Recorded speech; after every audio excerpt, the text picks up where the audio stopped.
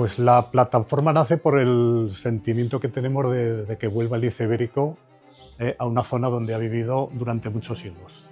El lince ibérico es una especie emblemática, es el único felino que ha estado a punto de extinguirse en Europa, y con los planes de recuperación que llevan 20 años, que se va extendiendo un poco por toda la península, pues creemos que es el momento de que llegue a la zona donde siempre estuvo, la zona de Monegros, la Sierra del Cubierre. Me gusta estudiar en mi tiempo libre los archivos de Perdiguera, y como en Perdiguera hemos tenido la suerte de que para la guerra civil no se quemaron los archivos, pues aquí se conservan los libros de cuentas desde el año 1520 y otros documentos anteriores, pero en los libros de cuentas desde 1521, por ejemplo, viene reflejada ya la muerte de lo que entonces se consideraba alimañas, que eran lobos y zorros. Entonces por los lobos se pagaba 16 sueldos, por los lobatones, que son las crías de los lobos, 4 sueldos, y por los zorros se pagaba 2 sueldos. Y en el año 1521, en el primer libro de cuentas, ya viene constatado: más pagué por un lobo que mató uno de Perdiguera, 16 sueldos. Pues llego a estos datos consultando los libros de cuentas del Ayuntamiento de Perdiguera. Hubo la suerte de que la Diputación Provincial de Zaragoza los escaneó hace unos años, y yo me llevé unos disquetes y los puedo consultar desde mi casa tranquilamente sin necesidad de abrirlos y que se deterioren. Y claro, al ver esos datos que salían de muerte de Alemania, pues sigo estudiando los libros, y cuál es mi sorpresa, que llegado el año 1703, en el libro de registro del Monte Asteruelas, aparece: más pagué por la muerte de un lobo cerval. Y el lobo cerval es el nombre que antes se le daba al lince ibérico, con lo cual queda constatado que a partir de ese año se considera el lince una alimaña, y queda constatado que el lince está en la Sierra del Cubierre, en pleno Monegros. Pues existen registros del año 1703 hasta el año 1760, en los cuales queda registrada la captura, la muerte de 116 linces en los lugares de la Concordia, que son unos lugares, yo creo que quien pagaba era la Casa de Ganaderos, en una zona determinada, en el lugar de la Concordia, y el lugar de la Concordia lo componían por parte de Huesca, Robres, La Naja y Alcubierre, y en la provincia de Zaragoza, Lecimiena, Perdiguera, Farlete y Monegrillo, esos 7 pueblos. Entonces, las alimañas que se matan en esos 7 pueblos, se centraliza el pago en Perdiguera y se paga, como ya he dicho, 16 sueldos por un lobo, 8 sueldos por un lobo cerval, por un lince ibérico, 4 sueldos por una cría de lobo, por un lobatón, y 2 sueldos por cada cola de zorra que se presentaba de rabosa. Claro, eso supuso que se creara incluso la figura del cazador profesional, del alimañero, porque en muchos de los registros que hay se paga a la misma persona. En los registros es curioso que en algunos solo se dice: más pagué de un lobo que se mató en Perdiguera, por ejemplo, pero en otras se dice: más pagué a Juan de Tubo de Perdiguera, que mató un lobo en la zona en Valmayor de Perdiguera, con lo cual nos sitúan los sitios donde realmente se mataron los lobos.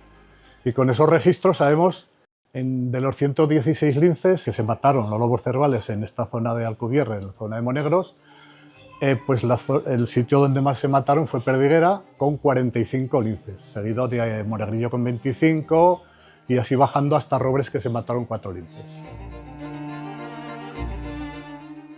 En los registros de los libros de cuentas del Ayuntamiento no solo se anotaba en ocasiones que se había matado un lobo cerval en tal sitio, sino que se anotaba el nombre del cazador y el paraje, el pueblo y el paraje de ese pueblo donde se cazaba.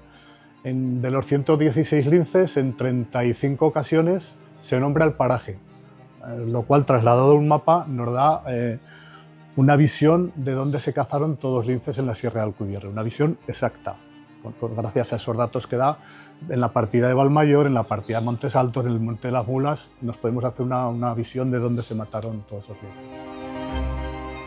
En los libros de contabilidad el lince deja de aparecer en el año 1760, es el último registro donde nombra el lince muerto y la población, porque a partir del año 1760 cambian los registros contables, y entonces, en cuenta de especificar las alimañas lobo, zorro, lobo cerval, lo que se dice es: más pagué en general por la matanza de fieras. Entonces ya no especifica qué clase de fiera era, si era un lobo o un zorro, sino que lo engloba todo en la matanza de fieras, y ya no hay manera de saber si es un lobo cerval o si es nada.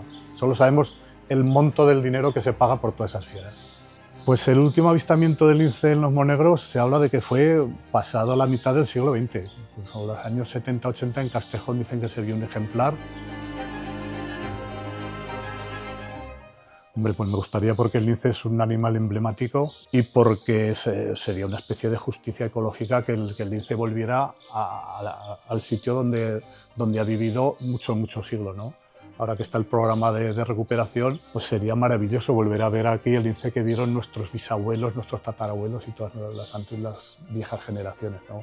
A mí me emocionaría verlo. Pues porque es un animal que cuando lo veo se me ensancha el corazón, ¿no? De pensar que ha estado viviendo aquí y que lo hemos exterminado los humanos. Sí, sí, la maleza, la verdad es que cuando nos asomamos al sitio donde estaban los dos linces, el macho y la hembra, y los vi, me dio un vuelco el corazón porque dije, joder, qué bonitos, ¿no?